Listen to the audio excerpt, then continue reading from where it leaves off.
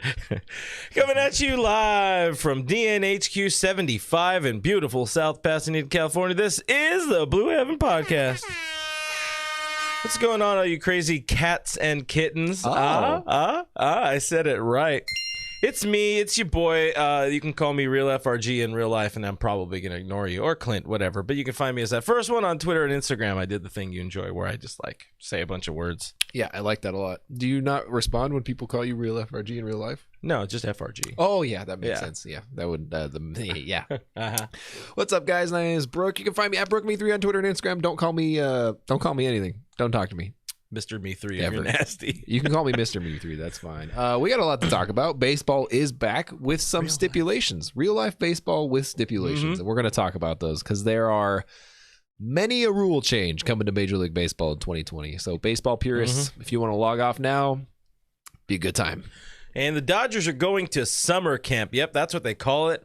John Heyman be damned. It is called summer camp, and that's what the Dodgers are going to be spending the next month or so.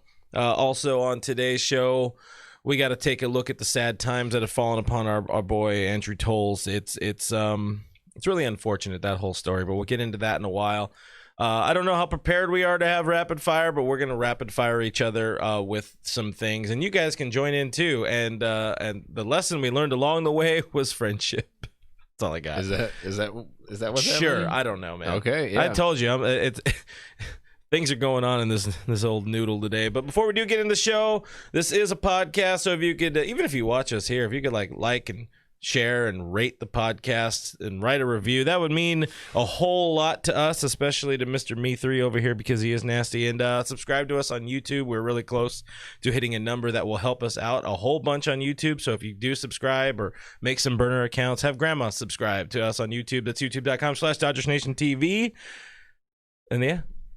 I could probably make a couple hundred burner accounts if it helps.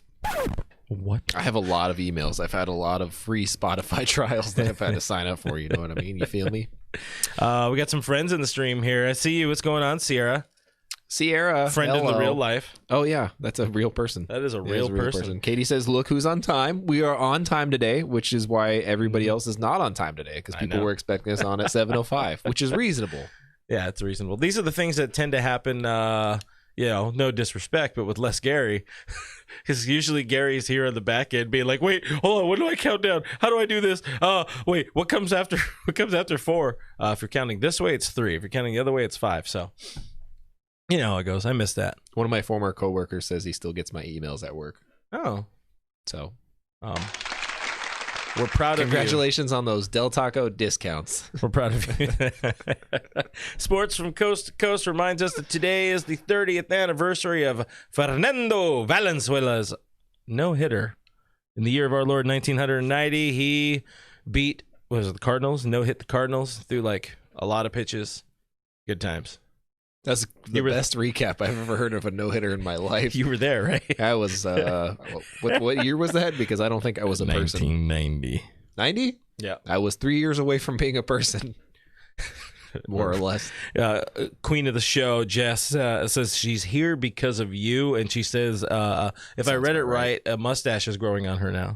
Look, man, a lot of people are saying that used to hate it suddenly are like, hey, you know what? It's actually not that bad. It's not great. I get that. We understand. It's not great. But things could be worse. Well, maybe we'll let you shave it after summer camp because we're going to summer camp. yeah, we're going to summer camp, so we might as well, just keep the stash for it. Show the boys. Boys. Charles Hamill in the stream is going on. Hamill says, what's up, fellas? We can actually talk real baseball because it's kind of back, sort of, and it does feel good. I mean, we're getting closer. The team reports this week. I mean, a lot of the players we know have already been there. But seems like you got a thing. Somebody said, I want to sit on it. I don't know what they're talking about. If they're talking about my mustache, we're going to have problems. Sir? Someone also said I look like the Tapatio guy, which is... Now you have your Halloween costume for when we're, quarantine-a-ween. Oh, yeah, because I get to do it from home. Uh-huh. That's my ideal Halloween. I don't have to go anywhere. I don't have to see anybody. Just go room to room in the house trick-or-treating. Trick-or-treat. All right, now your turn. Flip it around. We have one room. Puppy Butt 310 says, what an educational show. That's Puppy Butt's up there with my second favorite Twitch stream name, which is Swag Daddy McGee, who says you bastards and your on timeness. That's on us. We're sorry. Apologize. We're sorry for being on time. We try to let it like marinate between going live, like hitting the button and coming on with our faces and whatnot. But you know. Anyways, we were just having a good day. We're on time today. I was talking about something, but then we had to sit on it. So it is what it is. But yeah, here we are. MLB officially dropped the rules that I think they were all the rules they said last week. Your hair looks glorious that way, by the way. Is it tucked back? A little bit. Hell yeah. We're on. It was most of the same rules, so I still have the graphic here, and I might as well just plug it in. The schedule has not been officially enacted yet. I think now they're saying next week at latest is going to be the schedule. I think they need to see if players even make it through the screening process. But the DH is in, the disabled list, the injured list. No, my bad. Now I'm going to get canceled. The injured list, it still has that COVID one. It has a 7-day concussion IL. There is a 10-day IL. There's a 15-day IL. Now, because if you put somebody on the 60-day IL, that would be the entire season. There is a 45-day IL. The trade deadline is going to hit those dates that are on the screen, August 31st. Playoff eligible players need to be on the roster by September 15th. That awful playoff rule or extra inning rule is a thing. There's spit suspensions. Spit suspensions. What else? I mean, you're the one who went through the rules more today. What did you see that kind of stood out as different or just things you really, really hate? There's... To be honest, I was just really happy that baseball's back. I think that's what a lot of people generally fall under. They're like, whatever, dude, baseball's back. I knew it was going to be a weird year anyways. I knew it wasn't what I was going to... It's not going to be normal baseball by any definition of the word, I guess.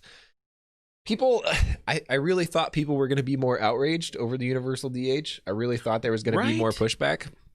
Every poll we ran, every time we've talked about it, people have been like, it's not that bad. Don't really care. I mean, I guess when you compare it to like all of these other things, it doesn't really seem like much. You're like, I don't give a frick about the DH this year. Like, there's weird, don't sit next to me, don't talk to each other, no fans in this. Like, there's all these things that go with it. Where you're like, universal DH isn't that bad. Like, if I was one of the dudes, and granted, they're not going to let everybody on this 60-man roster that we're going to get into a little bit, but if I was those guys, like, I would just want to sit out in the pavilion, or I'd go up to the poor seats and top deck and just be like, woo.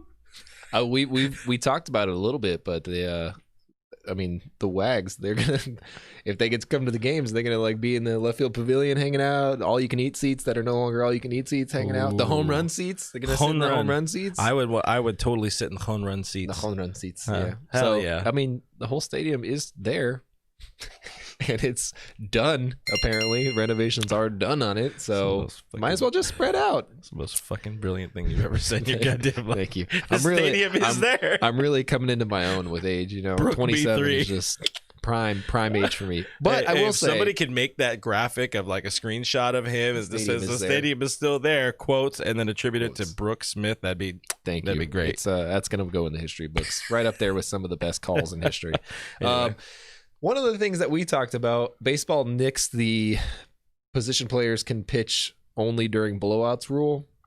Yes. For this year. That's good. If any of you understand why that was a rule in the first place, please feel free to jump into the comments, because we didn't really understand that in the least bit. I don't get it even a little bit why they almost stuck that in there. It's because the Dodgers found the ultimate two-way player in Russell, Nathan, Coltrane, Jensen Martin, and then they blacklisted him from baseball. That's why he's not signed. That's why he doesn't get a contract. That's why he doesn't have a contract, and he was so perfect as a pitcher. All the other pitchers was like, this is not cool, bro.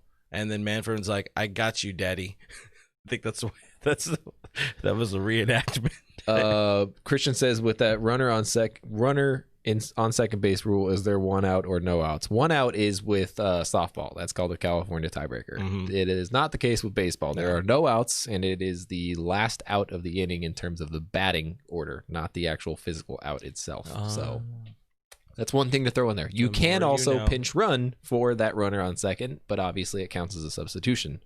So it doesn't really help. No, not really. I will say, I cannot envision...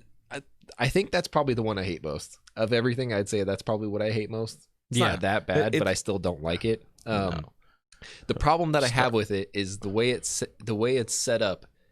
Every team will play it exactly the same. Mm-hmm. Every team, their bunt, first batter will try to bunt, fly. and you try for a sac fly every damn time. It's not going to change at all. So I think that's my biggest problem with it. I mean, you might get the home team walking the first batter of the inning trying to set up a double play.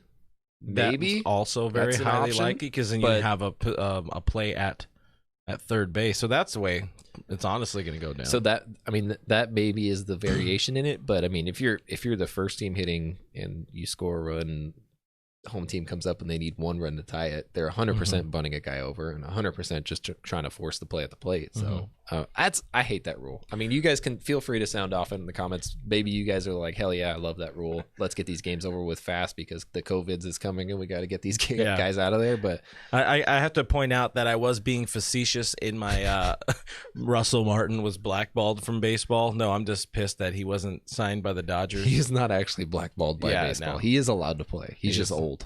He is absolutely allowed to play. Charles, our boy Hamill, says, I hated the universal DH and now it's grown on me. And like you were saying, we were very surprised at the split, and the split really gravitated towards positive. People were in on it. The main reason they had to do DH this year is because of the way the schedule is going to be kind of put together. Most of the AL teams would be operating at a severe disadvantage because they build their teams for a DH. But if they're playing 33% of their games against National League teams, or however many games in National League parks without the DH, then you're kind of in this weird spot where you don't have your DH. So that's why pretty much they had to do it. I will say, I think Hamill said that. Yeah, he did. I will say that the more that I look at the Dodgers lineup, the more I'm okay with the universal DH. I'm like I don't know. I'm really against the designated hitter in baseball in general. I think it cheapens the game a little bit. I think it takes away from manager duties a little bit. There's not really much to a manager's job if there's a DH involved. There's a little bit to it. But with that being said, you start looking at the construction of this Dodgers lineup and you're like, all right, there's a lot of guys who could benefit from a DH here. There's a lot of guys who can mash the baseball. Edwin Rios will get at bats. Matt Beatty will get at bats. Max Muncy will get more at bats. Justin Turner will get more restful innings, more bat in his hand, less glove in his hand because he's not as great as a defender as he used to be. So the more you look at it, the more you're like, all right, this is good for the Dodgers. I know somebody out there sometimes said the DH would be bad for the Dodgers, and that's a bad opinion. No. But it is definitely good for the Dodgers. Yeah, I stand very much behind the fact that the Dodgers benefit by far the most of any team, even any AL team. They benefit the most of any team in baseball from having this DH rule. Well, the Angels have to use Albert Pujols as a DH. So they did there because he costs a lot of money for like 3 or 17 more years, and his feet don't work. I don't know if he has feet anymore. They're like, hey, don't you want to help out with this season? Weren't you thinking about retiring? Retiring early? And he's like, no, I want to make my money. That dude's going to be there forever. So we teased it last week, and we're not exactly 100% prepared in our minds to talk about it, even though we are prepared in our minds to talk about it. But you mentioned like the differences in the managing. So, and I'll pose this question to you guys out there in our fine, lovely internet audience. But does the DH make Dave Roberts a better manager or a more worser manager, as we would say it in the business? It does. What's the best way to say this respectfully? We love Dave. We do love Dave. He's a great person.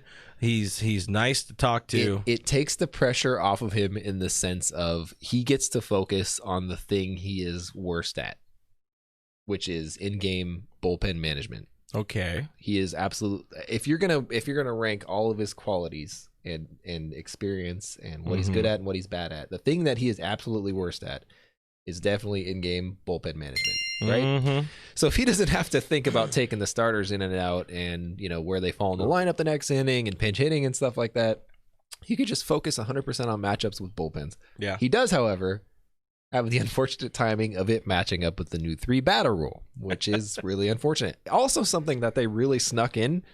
They really flew under the radar with that rule being included, because once everything happened and the new negotiations were happening, everybody pretty much assumed that 3-batter rule was going out the window. Yeah. Not the case.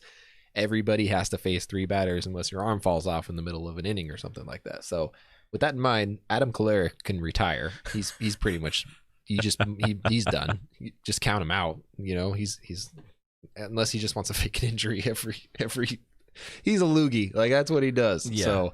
So with that in mind, I think it makes Dave a better manager. I think it makes everybody a better manager. Mm-hmm. I think it exposes how easy AL managers' jobs are. I will say that.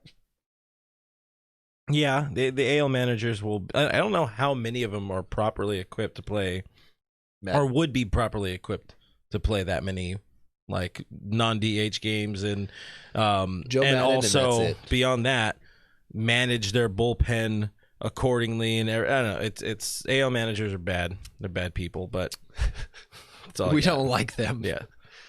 In terms of other rule change, if we're still talking rule changes, I mean, there's nothing really drastic in there. I mean, there's this weird if players don't have to be around each other during the game, then they should step away from each other. And I mean, anybody who's played baseball, that's not a natural instinct, Mm-hmm.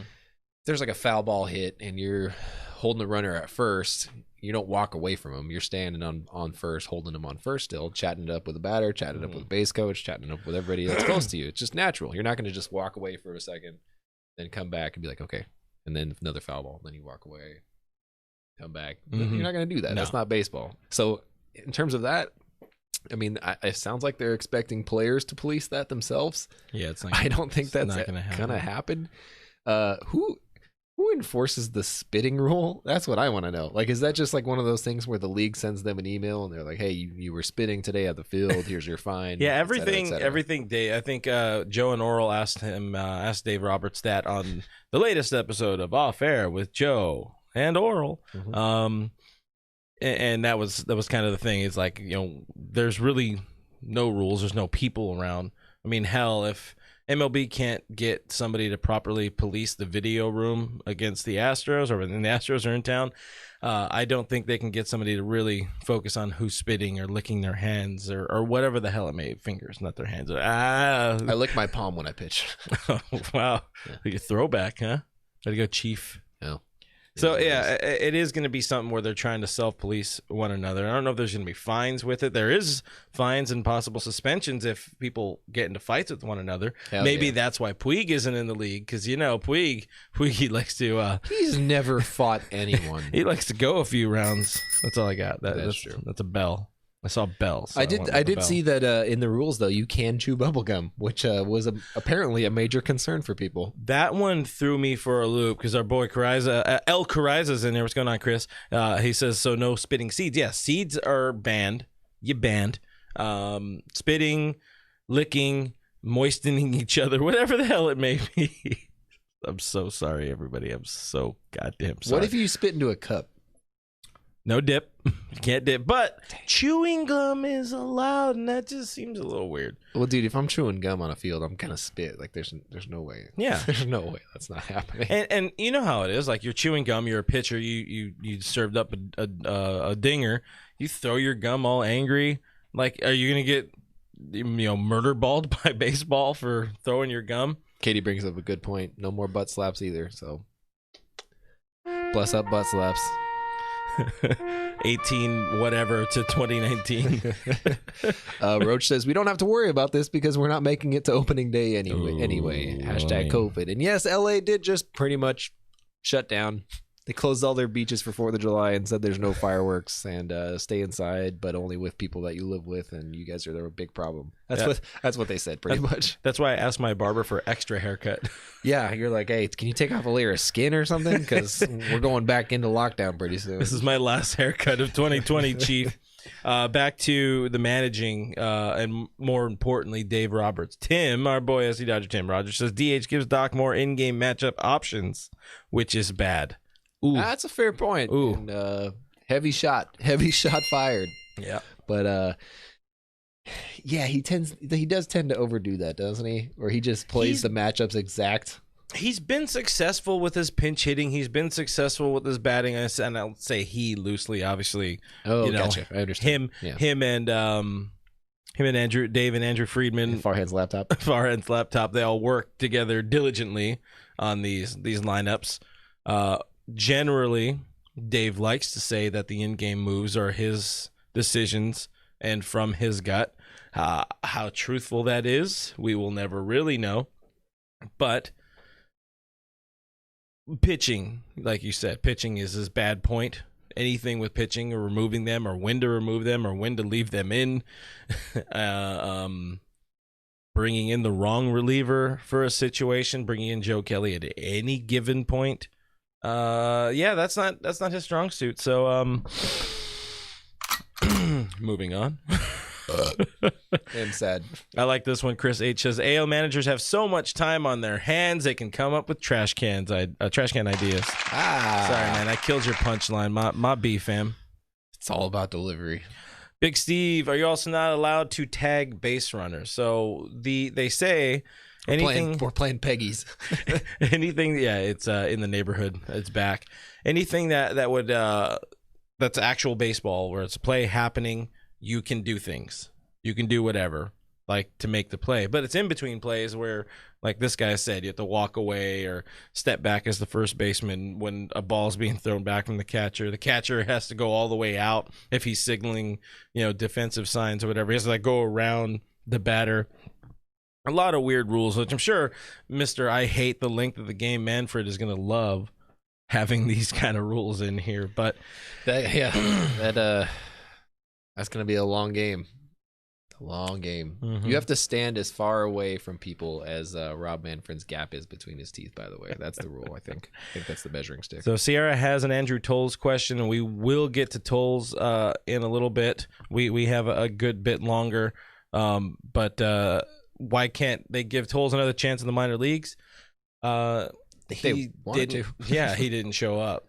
That's kind of the problem. But again, We'll get into a lot of that a little bit later. But the main thing, or the other thing that happened is, yesterday on Sunday, the 60-man rosters. Today, Monday? Yeah. Oh, my God. The 60-man rosters, they made it seem like it was, this is it. You can never change your roster again. And it's like, this is just the first submittal, whatever, YOLO. Yeah, they were like, hey, it's due by Sunday they even set a time, I'm pretty sure, like 5 p.m. Eastern time or something like that.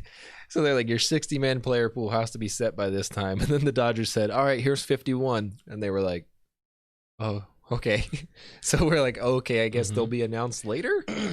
So that they're set but not set. There's still room, but there's not room. It's really weird.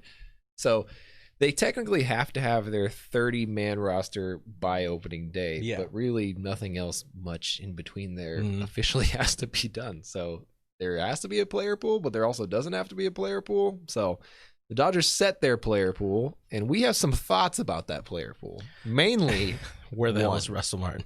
Where the hell is Russell Martin? We have 5 catchers on our player pool, and I'm going to read them. I'm going to read them off to you, and you're gonna say, "Hey, these are good catchers," or "What the hell? Where's Russell Martin?" Okay. Oh, are we playing good catcher or where the hell is Russell Martin? Yes, that's where. I love this game.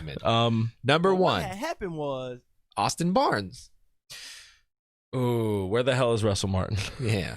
Number 2, Will Smith. Pass. Yeah, okay, that's reasonable. Number 3, Rocky Gale. Where the hell is Russell Martin? Number 4. We'll be back right after these messages. Kybert Ruiz, because I still don't know which is the right way to say it because everybody says it differently. I think it is. I'm pretty sure it's Kybert, right? K-Bear. Oh. This is K-Bear. Can I phone a friend? Where the hell's Russell Martin? Oh, I knew it. The answer is where the hell is Russell Martin? And number 5, the guy I'm probably most excited about in the entire Dodgers farm system, Diego Cartaya, who happens to also be 18, a elementary school student.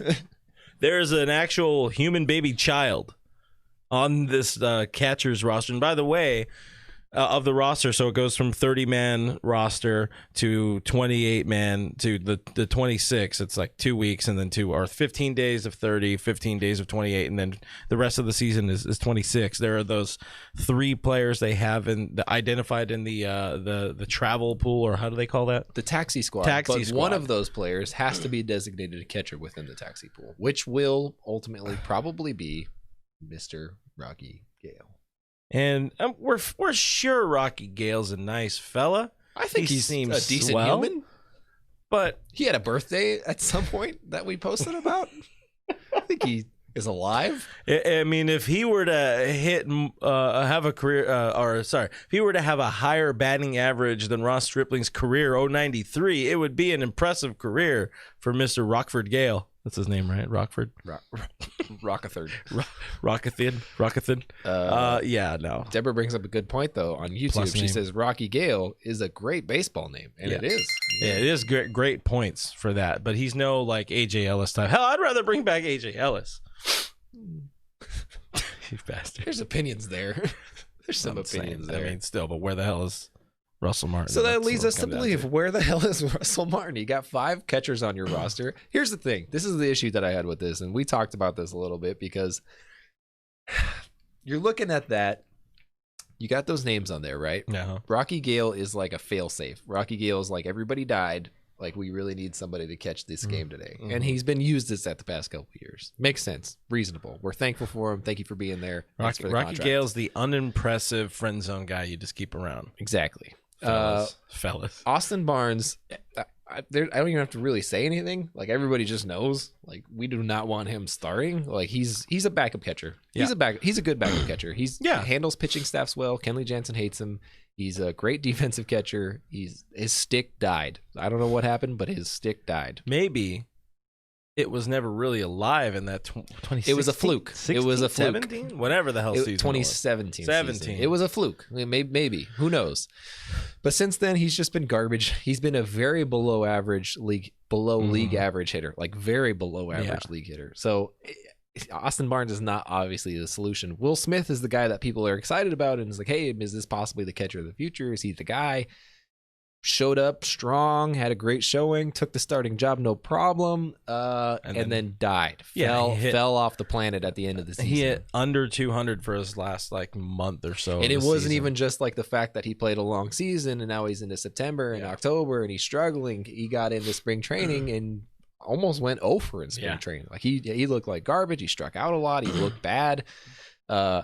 Those are 2 guys where you're like, they could be good defenders, but they don't really do much with the stick. Mm-hmm. So it's like, are you going to just be willing to just be like, hey, we have a DH now, so let's just throw that at bat away? Sort of balance it out with the added DH, but wouldn't you want more firepower? Not the same, even so, as Katie says, as we sit here and cry in Russell Martin. Not in him, but cries. Don't do that. Yeah, anyway, but. It's not like he's some elite bat or anything, but still, he can. He's a man of many more talents than somebody like a Rocky Gale. And again, there's no way in hell at any point in time Diego Cartaya is going to be catching any major league games this year. No, even Ruiz. He's getting some experience. He's getting some experience, and Ruiz is really taking steps back in the past year. Thumb injuries, whatever it might be. I don't know what his deal is, but he looked bad in spring training. Like, if you saw any at bats from him in spring training, he looked lost at the plate. And so to just throw him in like that, I think you're doing him a disservice. Mm-hmm. I think he needs more time to develop. He's still young. He still has some time to work on things, and he has time to work on those things. He's not going to be forced into anything, so there's no need to. Mm-hmm. You can sign Russell Martin. You can afford to bring him onto the roster, while at the same time also keeping those guys and developing them and making sure that they're getting their reps in at whatever level they're doing it at. It doesn't cost much. It's not going to hurt us it's not going to hurt us by adding Russell on. And on top of that, players have expressed interest in bringing him back in terms of his veteran leadership. Not necessarily like, hey, he's going to light up the stat line. He's like, his slash line is going to be it's nothing like that. He's going to put up a pretty Mendoza-ish stat line, but I mean, let's be honest, but it's gonna be better than Austin Barnes, I'll tell you that. Also, does play better defense than Will Smith. Slightly less better defense than Austin Barnes, but I feel like he's a good combination of the 2 guys, of their best qualities. That's pretty fair. Plus, he's a veteran leader. He brings veteran presence. We miss that Chase Utley. We miss that David Freese type of guy. Yeah, he is somebody. Even though he was more rambunctious in a way in the clubhouse last year, the 36-year-old. He's a scrapper. He's somebody that really would benefit the clubhouse more than anything like that. And Santiago, I will kick you out of this stream right now, young man. It's a straight jock at catcher. Number one, where do you get If there's anybody that would like to sit down on the field, it's Jock Peterson. So at least there's that. It's like, can I bring the bucket? Can I bring the baseball's bucket? Just sits down on the bucket behind the plate. Keep in mind, again, this whole Sunday roster thing, there's a lot of things it seems like they're just figuring out on the fly, and baseball really made it seem like, hey, this is the day. You need to go into the season with this roster, but it turned out not really the case as scribed out by our friend Bill Plunkett, unless it was somebody else. It says, and I quote here, the Dodgers announced the first 51 players in their 60-man player pool Sunday afternoon. More players can be added, but anyone removed from the list is ineligible for the 2020 season. So is that only for the club, or is that for all of baseball? There's a lot of weird little things. But again, of those 51 players, none of them are named Russell Martin. And that's true. And we have problems with that. Norma says Brook be the Dodgers catcher. I will say I'm a great catcher, but my stick is also dead. But big dead. But you also have ouchie throws. Oh, and you have to I throw. can make the throw down to second from my knees just because I don't like getting up. That's pretty much it. I know. We've seen the video when we totally upstaged Alex Rodriguez. Check it out, youtube.com/OutNation.tv. But I do have ouchie throws. Yes. And my elbow makes this weird noise. It's whenever I throw, I scream. I don't know. Delicious, man. Delicious. But the main thing for the added 20 players off of the 40-man roster, for people that don't quite understand it, they really don't know if there's going to be minor league baseball. I think they're supposed to find out more this week on your thing's upside down, by the way. Oh, hell yeah. I appreciate that. You put it on for you. They're going to possibly find out about salvaging some semblance of a minor league season by Tuesday or Thursday, or Tuesday or Wednesday or something like that, which I really doubt anything's going to come positive out of that. They're going to play the show online together. That's their training. Don't even get me started. But the main thing for this added roster is, or extended roster, is to make sure that these particular players, and usually there's 18 of the top 30 Dodgers prospects are included on this roster, and that's because these kids need to keep getting work. They can't just go and sit on their ass for the next, for 16 months, 17 months for a lot of the minor leaguers, if not more. So it's a weird situation with that, but we'll get into the roster more next week. And Tim, if you're down, we want to talk prospects with you on the roster. So this is us officially asking you to be on the show next week. But our noted prospect expert, Tim Rogers. There you go. Thank you. One of my favorite big oofs from this past weekend was there was a tweet that reached out into the world by it was from a person that writes for a well-known person little guy. He's a little guy, but just big oofs to anybody that ran with the storyline that two of the most recent Dodgers draft picks, one of which just signed today, that two of them would be included on that 60-man roster. I mean, hell, maybe eventually. They still could. I mean, they might be waiting to officially sign all of their draft picks or have official word on all of their draft picks before they add them all to the player pool. So they could. It logically makes sense that they would add those guys to the player pool, because it doesn't make sense that you would draft these top picks and then tell them just to go home. Yeah. So there's that. So I understand that, but also, as of now, they're not on the player pool, so it's a little awkward. A little premature on that one. Yeah, sometimes being first isn't always the most important thing. EKS, will Kemp be back for the Dodgers? You want to answer it? That's a resounding no. EKS or Puig? No. And that has been Fan Corner with Brook Main 3. Andre Ethier will be back before Yasiel Puig I gets would back. kill for that. I would love to see Andre Ethier back, by the way. Just screw it this season, whatever. Like, if he's only around for the first 2 weeks while the roster's at 30, let's do it. 2 weeks of Andre Ethier again? Hell yeah. Earlier, somebody had asked about, wait, what? John, how many times will we hear a man admit his stick is ouchie? Ouchie stick. That's old fart John. We're proud of you, old fart John. Now, I think we're officially like transitioning into morning radio type thing. Yeah, we have characters. Yeah, you have people who call in. We have personas that call in every day.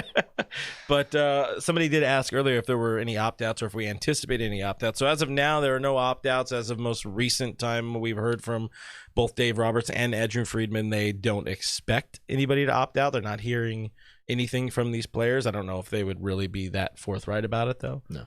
Yeah, they wouldn't. Because they wouldn't be like, hey, somebody might.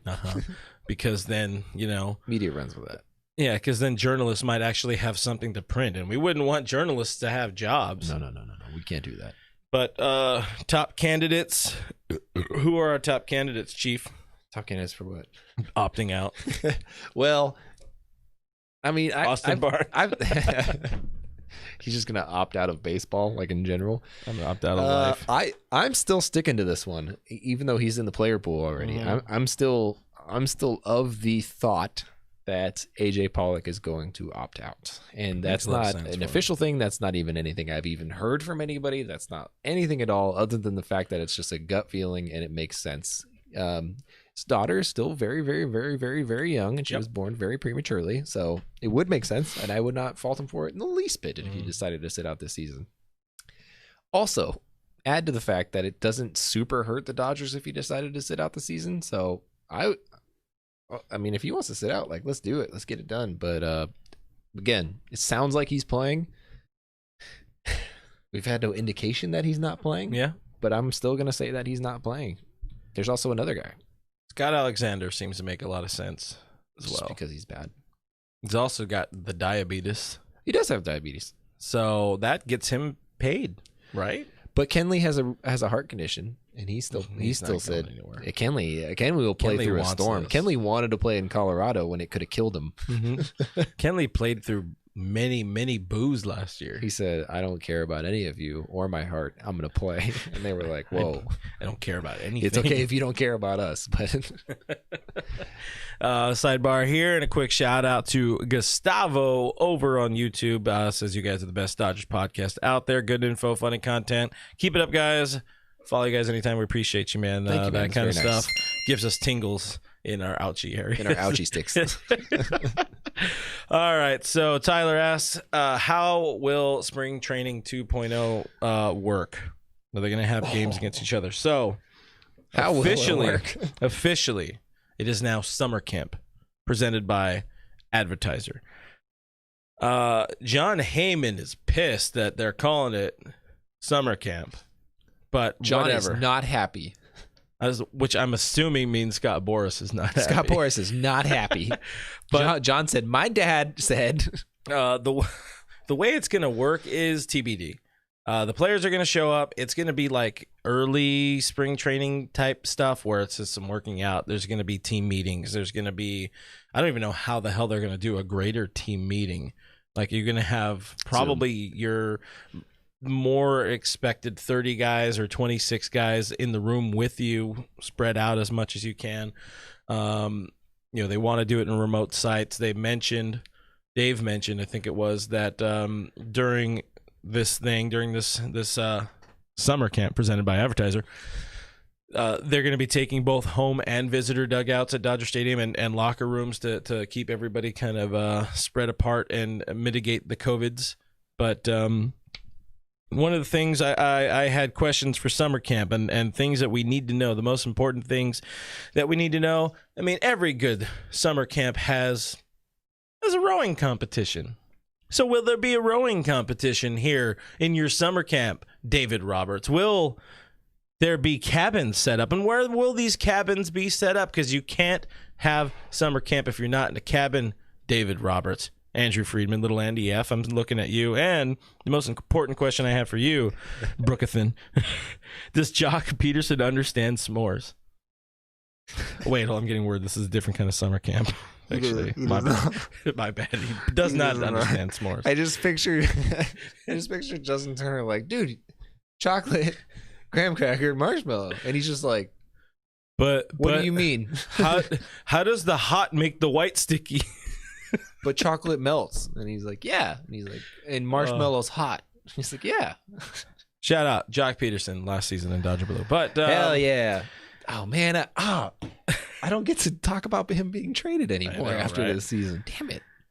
You think he's gonna get traded? By the way, no. All of a sudden, somebody like him and his trade partner Ross Stripling are hugely vital to this team. You get a DH, you add that DH, boom, you got this 36 home run. What am I gonna do stick. if he gets traded?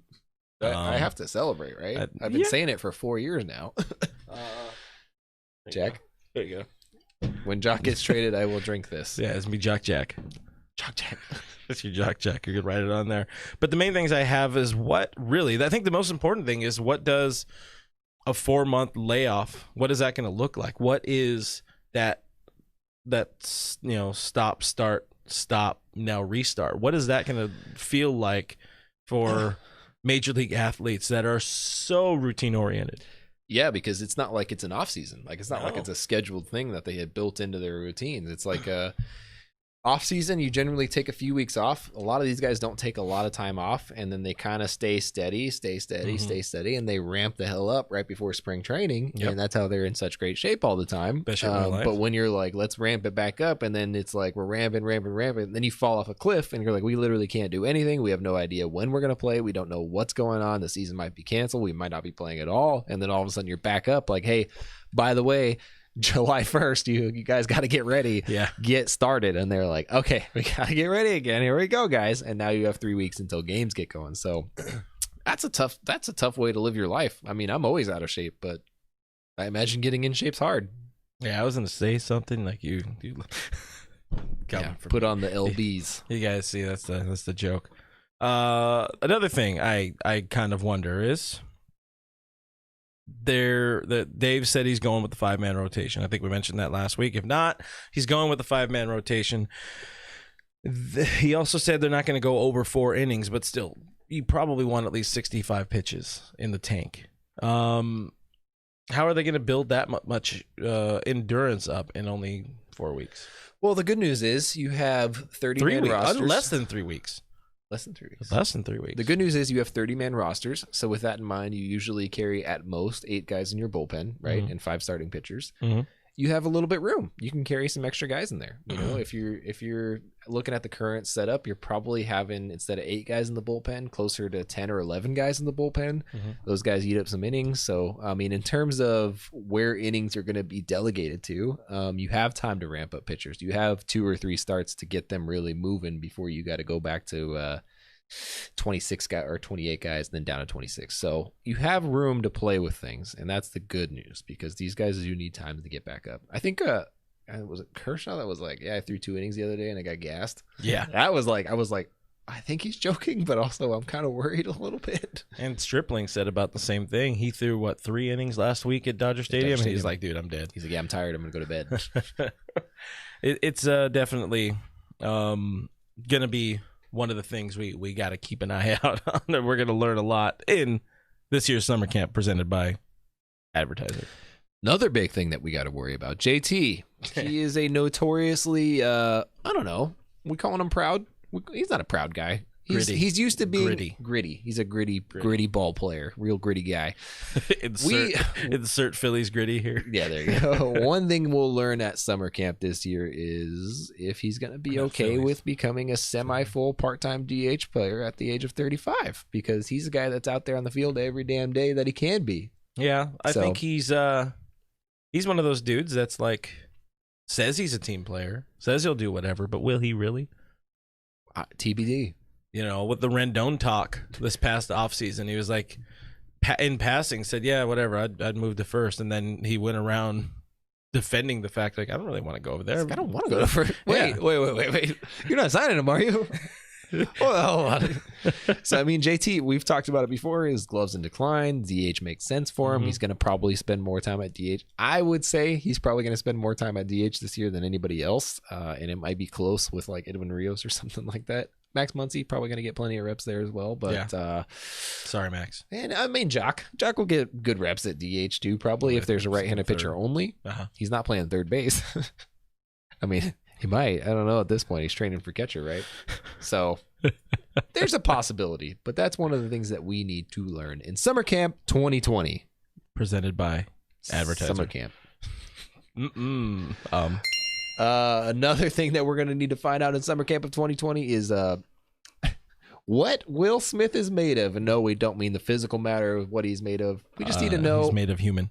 We just need to know that he can have a major league year. And if we're going to regret not signing Russell Martin, which I'm just going to go ahead and just get out in front of it now, just put my opinion out there. We are absolutely going to regret not signing Russell Martin. So when he sees this and looks back on it, he will use me as his highlight reel.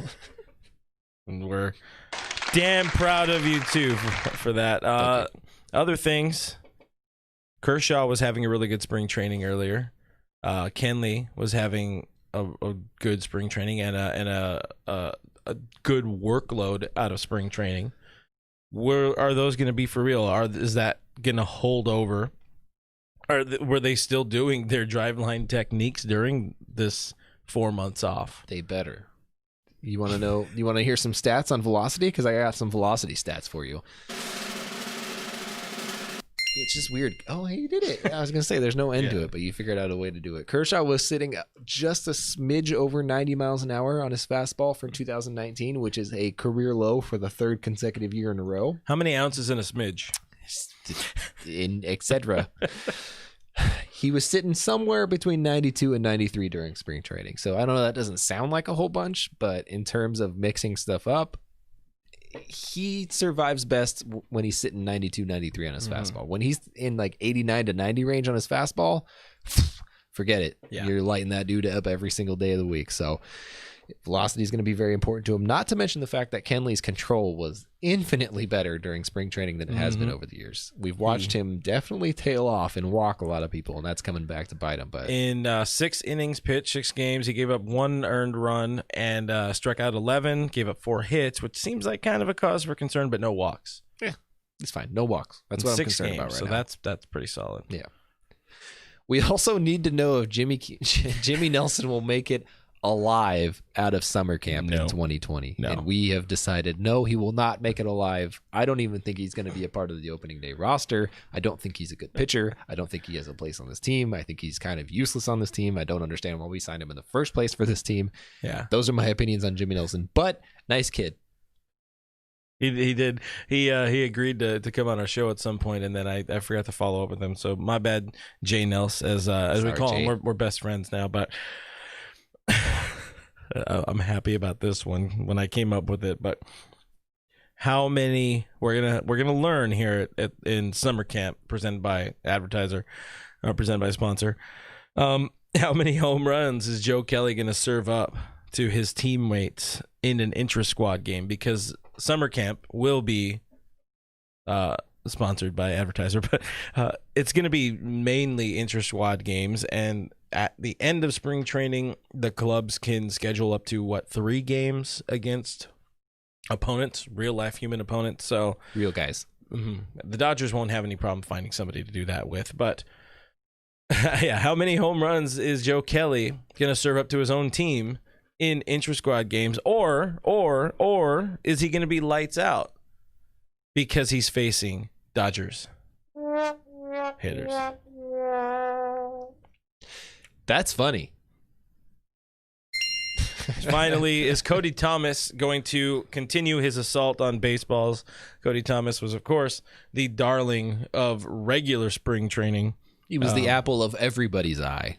5 home runs and like 20-something at-bats, and was stealing home runs and throwing guys out and being like, Cody Bellinger, who? You got Cody Thomas. He was like Thug Life, and he had the glasses on, just hovering down. I don't even know what his face looks like, to be honest with you, but his face looks like hope. Oh. Back to you in the studio. Okay. Anyway, there's a lot we're going to learn, and it's going to be fun to learn about baseball again because I enjoy baseball. I know, a real shocker. It's a stupid sport. With baseball, of course, there also comes the sad stories, the bad stories, the down times. There's a lot of ups and downs in baseball, and it's not just about what the bat is doing and what your glove and pitching and all that stuff. No, instead, we do got to talk about the Andrew Toles situation, which really caught us by surprise. Was it on Friday, last Friday? As the story goes, what we were all just had thrust upon us was Andrew Toles was arrested in Miami for sleeping behind a airport. And he was arrested because he didn't want to leave the premises, and he was given, per the report, ample opportunity to leave. So one of the first things I will say is a positive of this story is the amount of people that came out and were like really, really concerned for this kid. I mean, right. He'd only been a Dodger for such a short amount of time. He's one of those guys that, any other situation, he might be really easy to forget. But yeah, people right away were trying to find ways to help the guy. I saw fans trying to get involved in what are those, the GoFundMe accounts? Like, hey, like, what can we do for him? Who do we reach out to? Fans reaching out to fans who might know friends of his, things like that, where they're like, I even saw a bunch, actually probably too many, but a bunch of people calling the detention center that he was being held at and making sure that he had been released yet. And I'm sure that person was probably like, hey, stop calling here. Please stop calling. I'm just an operator. Please stop calling. We know Dodger fans go hard. That's what we do. So I'm sure they got a ton of calls about it. But on one hand, it was very encouraging to see how deeply people care about somebody. Toles was not a guy that's going to have a statue outside the building one day. He's not a guy that built the franchise. He's not a guy that put fans in the seats or anything like that. He's not a guy that you're going to remember for all of history if you're a Dodger fan. But despite that, people were very involved and people wanted to know more and people wanted to see how they could help and what resources they could dedicate towards him and making sure that the Dodgers in the league were taken care of. So in that aspect, it was really encouraging to see because he's facing a real problem, and it's a real problem that hits society pretty hard, and it's something that's it's prevalent. And so you had something pretty good to say about it on Twitter that I felt was pretty poignant. I've said a lot of things. I don't remember exactly everything I've said, but just when you were talking about mental health and taking it seriously, and this is the thing. We're at this point now where there's so much added pressure in just everybody's day-to-day life. Like, even if you get to, I'm not saying he was somebody who was online bullied or something like that, but funny enough, my brother and I were kind of talking about this last night, but like when I was growing up back in my day, if you were getting bullied, and surprisingly, even me being a big boy, I was never bullied because I just turned it right back on them. They call me fat. Oh, okay. Oh, your mom. I came up with actually good, insults. But anyway, you get somebody the right way, they're like, friend. So, but you were able to escape it, but at least when it comes to that kind of stuff. But if you're kind of like, I don't know if it's the right way of saying it, but if you're kind of like bullying yourself in a way, you can't escape that. So with Andrew Toles, it was something where everybody, it was pretty, I wouldn't say commonplace knowledge, but there was a lot of stories out there. A lot of people did know that he's a guy who suffers with terrible anxiety, depression, and all this kind of stuff. He was out of baseball for a while. He was somebody who was drafted early on, by Andrew Friedman, Dodgers president of baseball operations. He was drafted by Andrew Friedman when he was running Tampa Bay. Andrew Friedman identified him as a guy, I like this guy. This guy's a good baseball player. I want him back. He brought him to the Dodgers. I mean, what he hit... He's a monster. He hit 360 in the playoffs for the Dodgers in 2016. He really helped solidify the top of the lineup, and at a time we desperately needed it. And that's something that really, I think, gave Dodger fans the allure to the kid. Yeah. But now, obviously, the last time he was around a little bit, I think he did show up for like a brief time in 2019 camp, if I'm not mistaken. But if not, the last time he was around the Dodgers, or the last time he was really mentioned, it's not like the Dodgers just walked away from him. No, he spent most of 2018 in the minor leagues and then didn't report for 2019 camp. And he left his Dodge Challenger at Dodger Stadium. And I remember that was a hot topic of conversation when we were at spring camp, because it was like, hey, where's Andrew Toles? And it was like, he's going through a personal issue right now.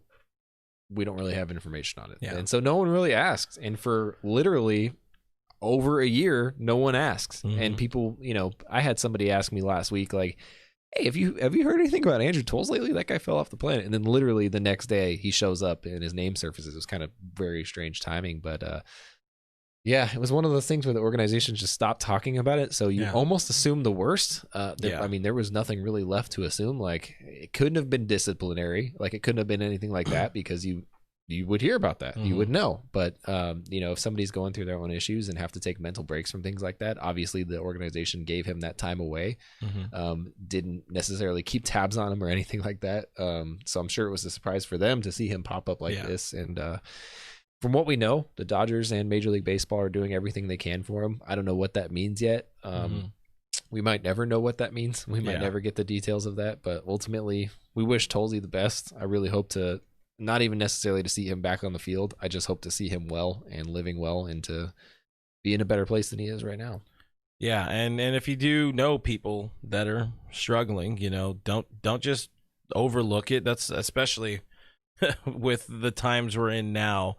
We've seen far too long everybody's just kind of like, oh, it doesn't affect me, or it doesn't affect the day-to-day, or nobody cares about my opinion on that. I'm not going to say anything. One little thing can make the difference in somebody's day, and hopefully it's in a positive way. But if you can make a difference, do what you can to help people, because you shouldn't hear about somebody you like being arrested because they didn't want to leave their place of residence, which is apparently behind an airport in Miami. Yep. And even so, with where we're at right now, we don't know the full story with that. That might just be one situation. Maybe he was on some sort of crazy bender or something like that, passed out there. We don't know if he has a home out there. We don't know whatever. There's a lot we don't know about the story. We don't know nothing. But the optics of it are not good. And like many people here are saying in the stream, like you said, prayers up for the kid. He's only 28. He seemed like he's a dude who has a really good heart, and just kind of dealt a bad hand in the old brain ski. Charles brings up a good point. Says the only good thing about hearing the news is that he's alive. And for a long time, people were like, does anybody know if he's alive? Because the fact that no one is talking about him at all is really concerning. So that was one thing that when the news popped up, I was like, thank God the dude's alive, because I had no idea where he was, never heard anything. So yeah, we're hoping he gets better. We're hoping he gets all the help that he needs to progress, to move on, to feel better, to be better. Not necessarily be back on the field. I'm not hoping for that. Yeah. I'm not going to be one of those guys. If he wants to be back on the field one day, by all means. But first things first, let's get right. Hope for the best for you, bud. And if you're out in South Pass at any point, we got a couch for you to stay in right behind the camera, bud. Yeah, we do. I doubled up on a bud for you. Pretty comfy. It gets the job done. Gary sits on it when he's alive. Rip Gary. To end the show, guys, hopefully we can make it something of a positive spin and have some fun. We like the idea of doing something of a this or that. I don't think we've done something like that, at least for a good long while. But put our heads together a little bit, choose something or whatever the hell it is. I don't know. Again, it's not a fully fleshed out idea, but let's have some fun with it, because on Sunday we did find out that Matthew Ryan Kemp would not be getting a major league job with the Miami Marlins, that he was in camp with them this past spring training. So you look at that, and you also look at, we talked a lot about Andre Ethier this year, or this show, Russell Martin not having a job. And you look at these dudes all out of work, they're very late 30s, and you're like, damn, I'm old. Time has passed. Time has passed. But we posted it on our Dodgers Nation Twitter earlier. Like, if you have 9 roster spots left, who all are you bringing back between Andre Ethier, Russell Martin, or Matt Kemp? And it seems like the greater majority of people are going with Kemp by hearts. But then again, it's kind of backwards. But people love Matt Kemp. People are never going to not love Matt Kemp, except for the people who don't love Matt Kemp. But if we're doing this or that, right now, if you could add one of these guys to your roster, you're going Yasiel Puig or Matt Kemp? Oh, I was not expecting you to go that route. Oof. Oh man. I'm gonna go Matt Kemp. Oh, because I am a homer. Yeah, that's a homer pick. That's a homer pick. What we called homers recently online. We've been called them a lot. Alexa also says hi, Brooke, and she also said I should save my mustache. So will not be acknowledging that particular comment. Boo her in the stream, please. I saw it earlier, and I'm glad you brought it back up, Santiago. He said sign a one-day contract for Kemp so he can retire a Dodger. But how old is he? He's 37, 36, 30. He probably has a little bit more baseball 36. in him. And now with DH around, like, I'd like to see what the dude can do. Like, what's in that bat, what's left in that bat with wood in that bat. Throw some cork in there, it'd probably be a little bit better. Little Sammy Sosa bat. But yeah, if he can just DH and not attempt to play, defense anymore. If he does not have to be in the field at all, designated runner. He's a better hitter than Albert Pujols, and I'll put my money on that. These are facts, and also Albert Pujols, because money, because he costs money. We got a few in the stream here too. This or that's? Yeah. Roach says Grady Little or Jim Tracy. Oh man, that's the oof. That is an impressive question. Are we just gonna go no? Jim Tracy all the way. Jim Tracy? Yeah, because I like Grady Little because Grady Little looked like he didn't care about anything. Oh, it's because he didn't. Yes, he didn't. They both gave. Alexa has another good one too. Casey Blake or Logan Forsythe, because Casey Blake in particular was. Casey Blake was a guy that should have been much better than he was with the Dodgers, and he just was not. But also the same thing with Logan Forsythe. Should have been an excellent player, and it was he should have been much better. Casey Blake at least solidified third base at a time where it was god awful for years after Adrian Beltre was allowed to just walk away for a couple of bucks. Still mad at Frank McCourt for that. Will never be not mad at him for that. And Paul DiPodesta, while we're at it, let's go ahead and boo those men. Casey Blake at least did something for a little while until his neck gave out on him. He was up there swinging that like 37, 40 bat, like a 40-ounce bat. And like it just looked like it was the heaviest thing. Like he was literally swinging a tree trunk. But he went up there. He got the job done. Logan Forsythe. Logie Bear was nice, broke his toe. But he was never good in L.A. Didn't he hit like 170 for one full season? He was never that good in L.A. Brandon League or Joe Kelly? Oh, I gotta go Joe Kelly. I gotta go hard pass. I hate Brandon League. I gotta go hard pass. If I ever met Brandon League in real life, it would be really hard for me to not physically attack him. I gotta say, like it would be very difficult for me to. He caused me so much anger through not good times. I hated Brandon League. That was the greatest closer of our generation. I hated Brandon League. Oh my gosh, I hated that guy. There are very few people in the history of the Dodgers roster that I've just been like, oh. Scott Van Slyke or Andrew Jones? Easiest answer, Roach. Do better. Come on, man. SVS all day. Everybody knows. Everybody knows. Andrew Jones. Santiago worries that Puig might disrupt the clubhouse. Hey, rumors of his demise are probably accurate. Mo Vaughn or Jock Peterson? Ooh, can I get Angels Mo Vaughn? Like we're in his first game, he like fell into the dugout and then like ruined his career. Hell yeah, I want that one. That Mo Vaughn. Loduca or Russ Martin? Oh, that's a tough question because I really liked both of them. But if you're talking about current people, Paul Loduca is a piece of trash. Yeah. He is not a great dude right now. So I'm going to go Russ. He's also bankrupt, I think. I think that's why he took the job with, what are those dudes called? Barstools? Yeah. Cancel Russ Martin. Cancel Paul Loduca. So I was like, what direction are you going? I don't know. They all look the same to me. Jason Repko or Jason Worth? Jason Worth, bro. You going Repko? I loved Jason Repko just because there was bad times in 2005, but Jason Worth is my boy. It was the shortest. His time in Dodger Blue was so dumb short because of that poorly diagnosed wrist injury. But whatever. I wear my numbers, like whenever I play, I wear 28 because of Jason Worth. I don't know why. I have like 3 of that kid's rookie cards. He was drafted as a catcher. Mello on YouTube brings up a really good point, and I've never thought of this till now. Belisario or Pedro Baez? And have we confirmed that they are not, in fact, the same person? Man, this is tough.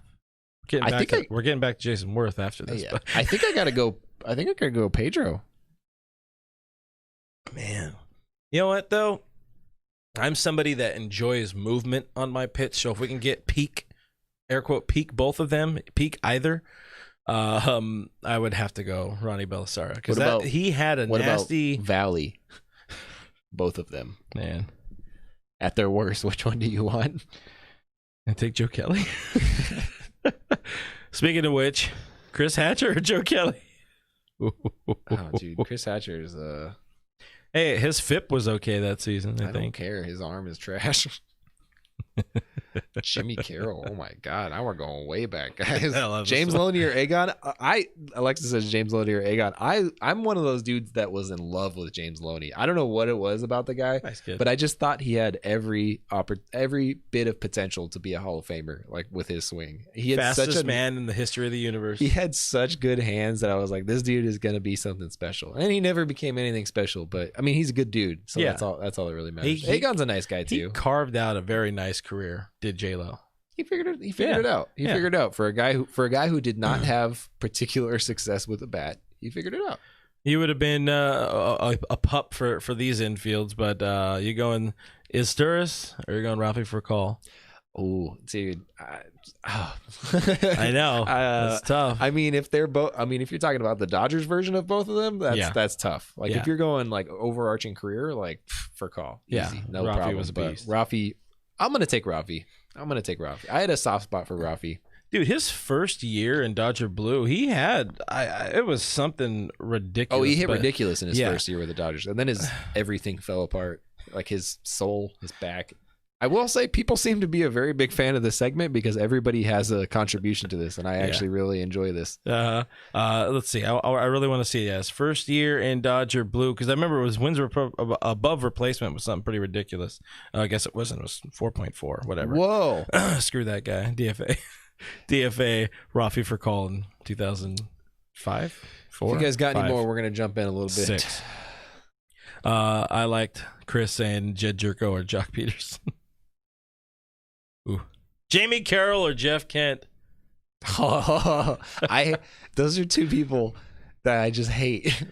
Like everything about Jamie Carroll was just like dirty and not a good ball player. Like I just don't like either of those guys. And Jeff Kent's a cop in disguise that just played an entire baseball career.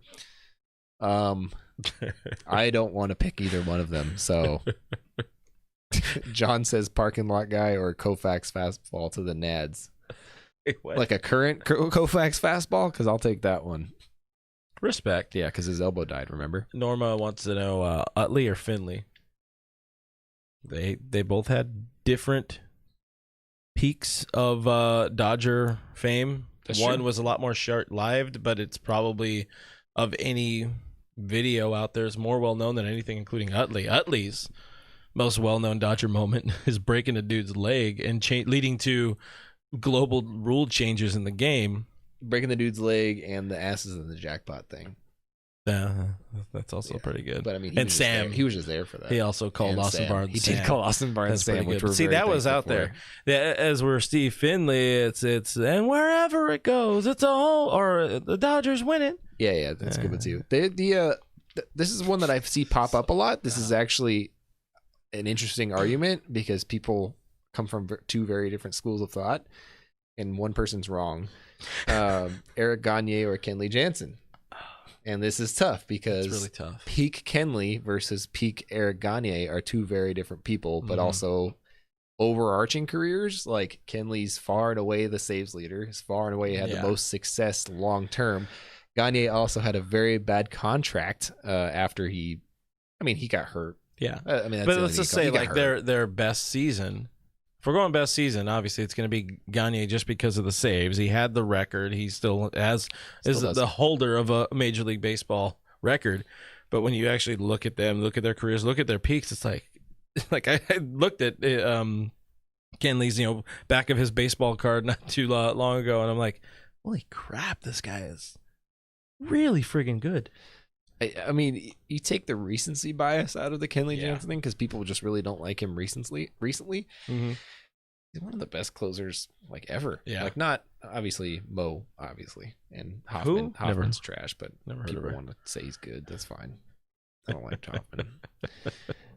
Katie, Pat Dwyer says, "Imagine Kenley on PEDs." right? That's what I'm talking about. You want to fix the game, Robert D. Manfred Jr.?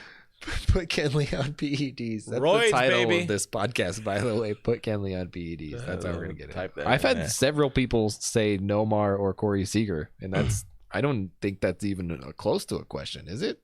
I mean, Nomar wasn't that big with the Dodgers. No, but it was just. He's just Nomar.